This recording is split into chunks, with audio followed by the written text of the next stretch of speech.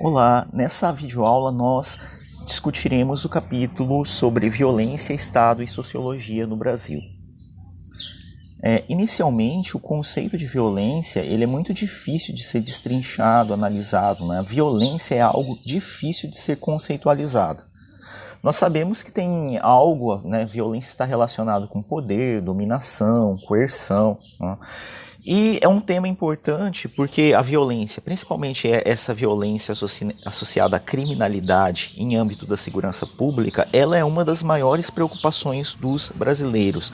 Quando se pede nessas pesquisas para os brasileiros tentar elencar quais são as prioridades, né, que deveriam ser dadas pelo Estado, a questão da segurança pública e o combate à violência sempre está entre os primeiros.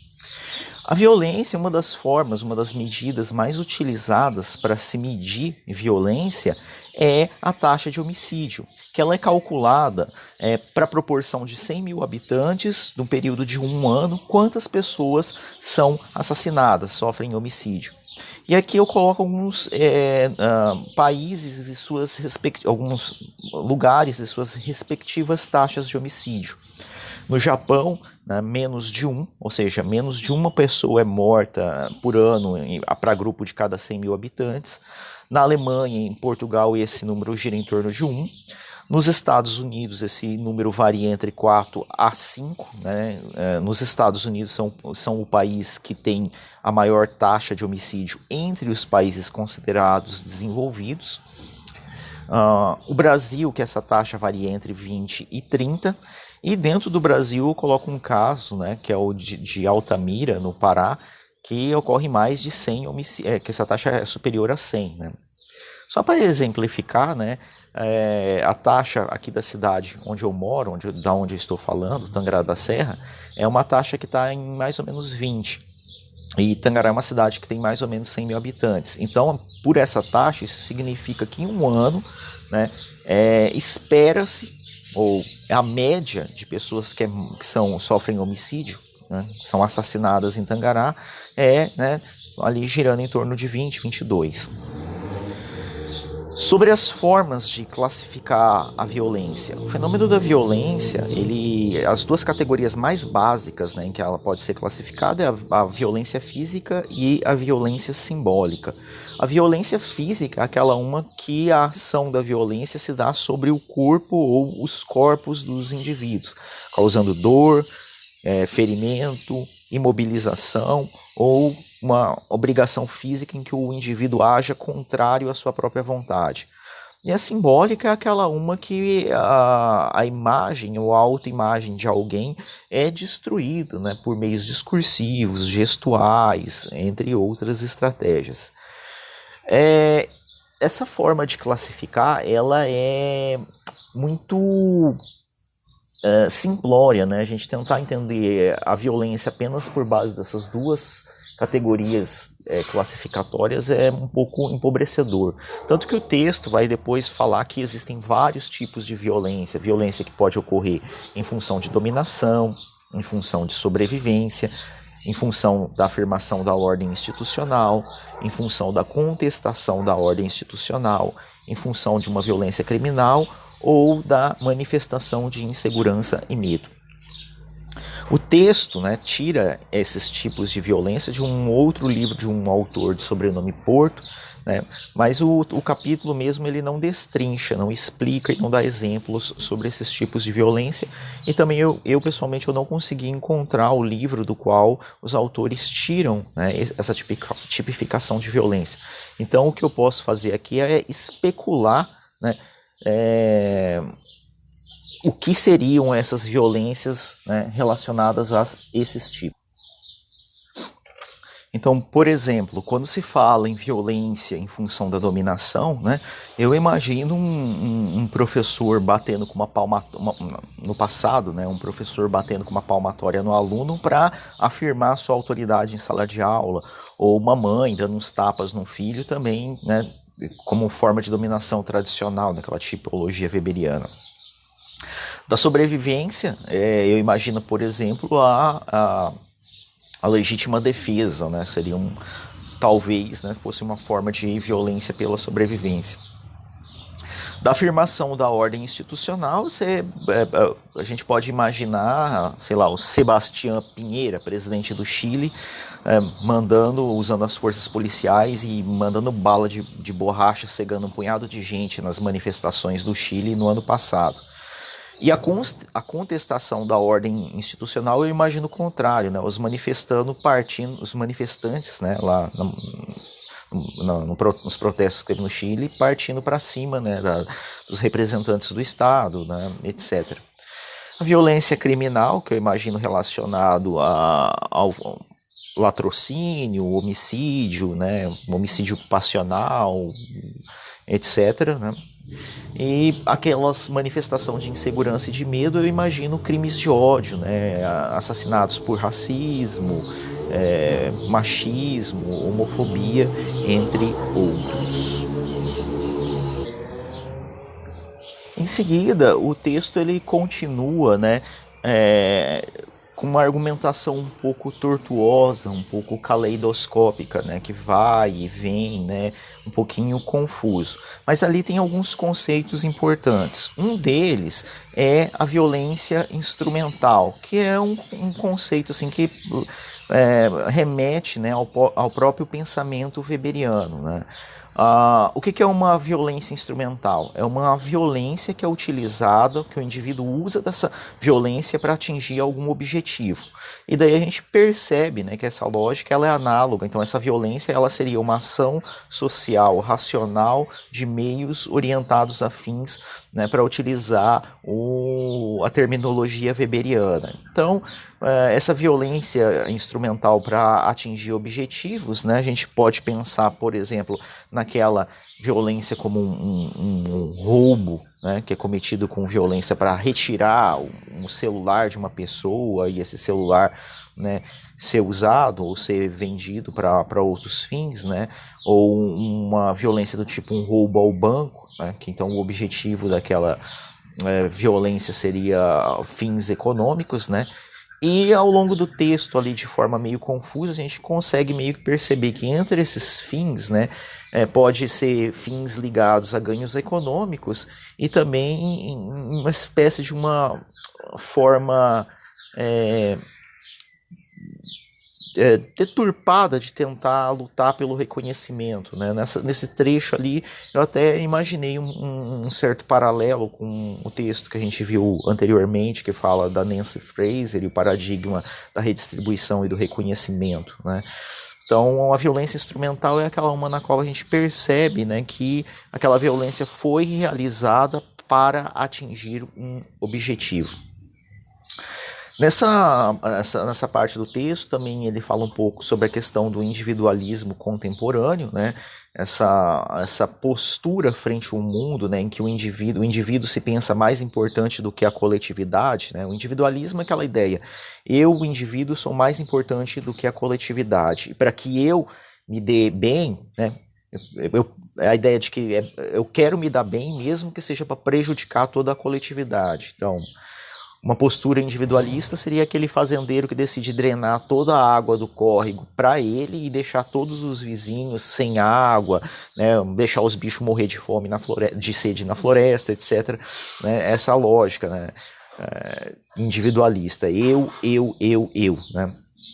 E a nossa cultura ocidental, capitalista, ela é muito individualista, né? E esse individualismo ele faz com que o indivíduo ele queira, né, ser especial, né, queira ser mais do que os outros, ou pela via do dinheiro, ou pela via, né, de um reconhecimento. E pode ser um reconhecimento pela admiração ou pelo medo. E, né, é óbvio que no lugar onde que esse individualismo é mais acentuado, então o indivíduo que quer ser especial porque tem dinheiro, né, em função do dinheiro, mas que não tem dinheiro, então ele vai tentar utilizar dessa violência instrumental para conseguir esse dinheiro.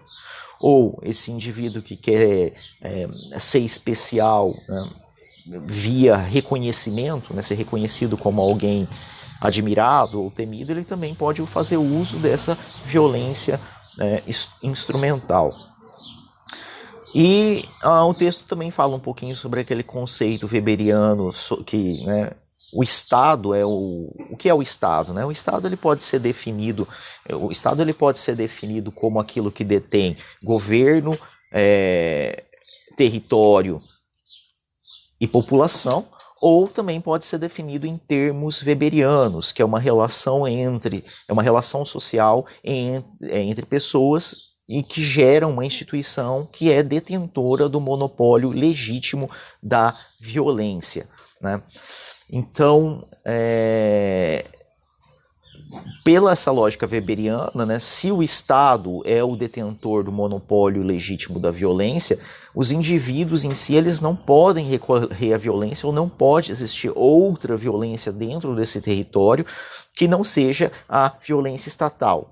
No entanto, quando esse Estado ele começa a se enfraquecer, ele perde o monopólio da violência sobre partes do seu território e outras violências alternativas, né, como desses indivíduos, né, dessa lógica hiperindividualista, começam a surgir nessas zonas cinzentas em que o monopólio do Estado não alcança. Ou também, né, quando algumas das instituições sociais começam a colapsar. Essa ideia, tanto do colapso de instituições estatais como de outras instituições sociais, a gente já falou lá na aula sobre o Durkheim, né? Quando uma instituição não está funcionando, né, o que a gente chama de anomia, né, na teoria do Durkheim, né?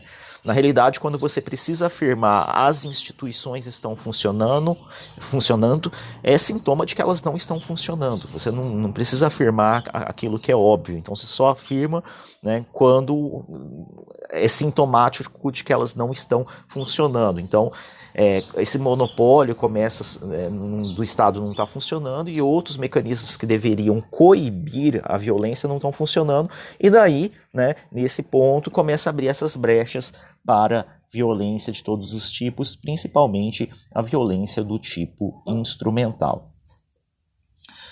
O texto também faz uma breve referência a algumas das reflexões filosóficas, né, da grande filósofa Hannah Arendt sobre a violência. E aqui eu destrincho 4 pontos importantes dessas reflexões. Uma é que a violência, né, ela é principalmente um instrumento. 2. A violência ela é justificável, no sentido que você consegue entender as justificativas que os indivíduos dão para fazer uso da violência, mas ela nunca é legítima. 3.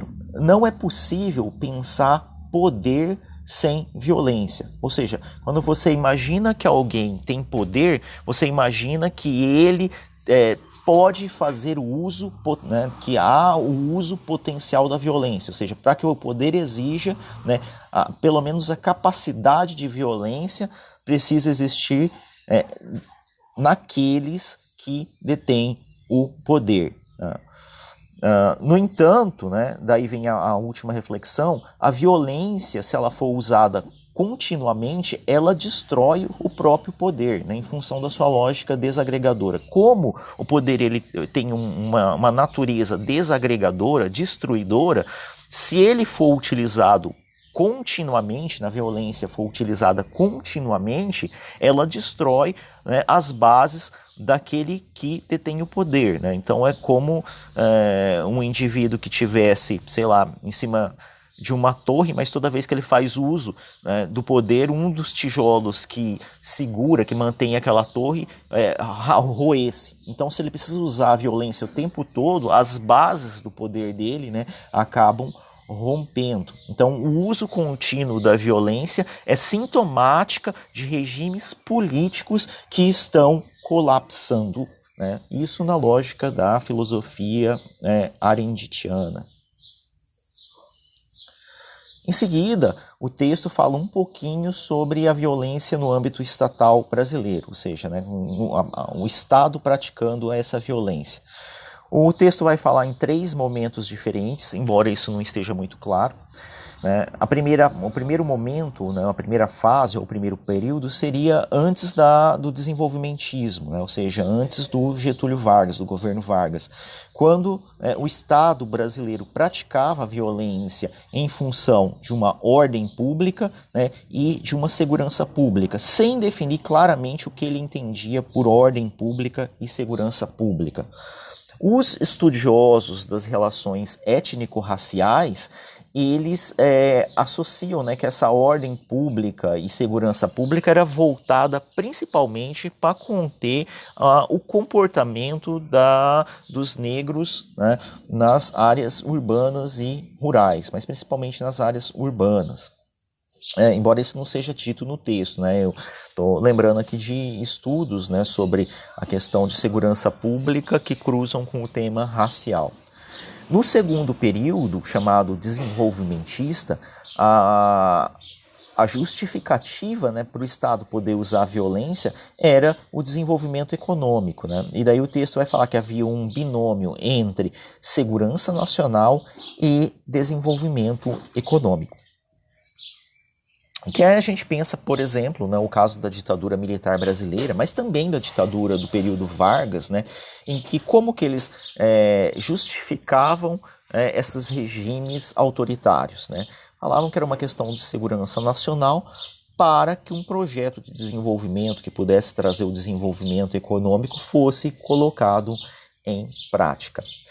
E o terceiro período, ou terceiro momento, seria a partir da Constituição de 1988, em que desaparece a questão, a justificativa do desenvolvimento econômico, né, e a ideia da violência estatal, ou seja, da coerção estatal, para assegurar a cidadania, né, o direito de ir e vir das pessoas, elas não serem roubadas, elas não serem mortas, etc. No entanto, né, o texto vai ser muito crítico sobre o desenho institucional que a Constituição de 1988 fez em relação a como essa coerção deveria ser feita para garantir, né, esses direitos, essa dimensão cidadã. E daí aí em roxo tem um dos trechos que eu acho mais significativos do texto. Eu não coloquei a citação da página, porque a edição do livro que eu uso é diferente da edição que vocês usam, mas se procurar ali no capítulo tem. E daí eu chamo a atenção, até gostaria que 2 ou 3 pessoas comentassem nos fóruns essa passagem aí que está em roxo.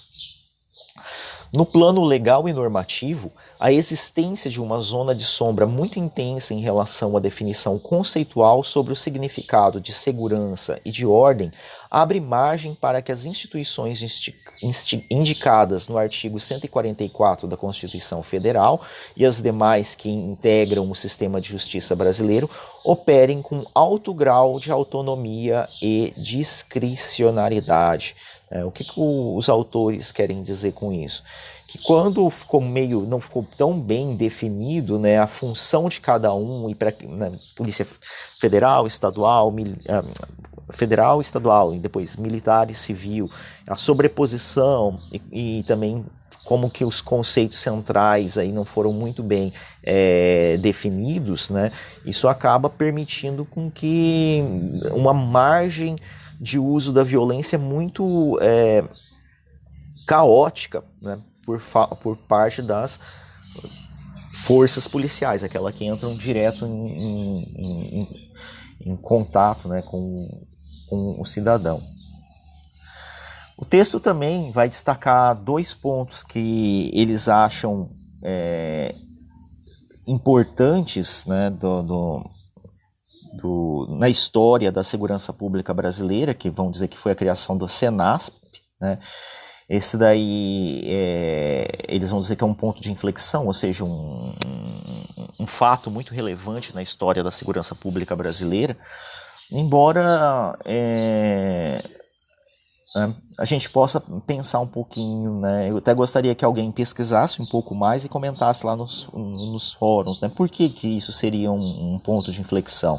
E hoje, né, essa Senasp ainda existe, ou existe algum outro órgão que foi criado que é herdeira, ou, né, que tem o legado dessa Senasp, se ainda é relevante. O outro órgão que eles destacam, né, é o CNJ, né, que também seria um outro ponto de inflexão na história da segurança pública brasileira, que seria uma tentativa de civilizar a segurança pública brasileira.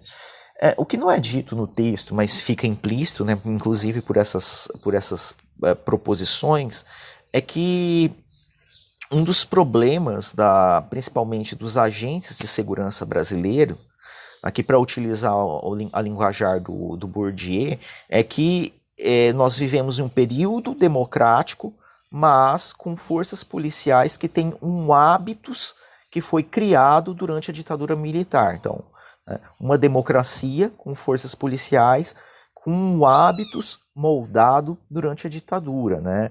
Ou seja, um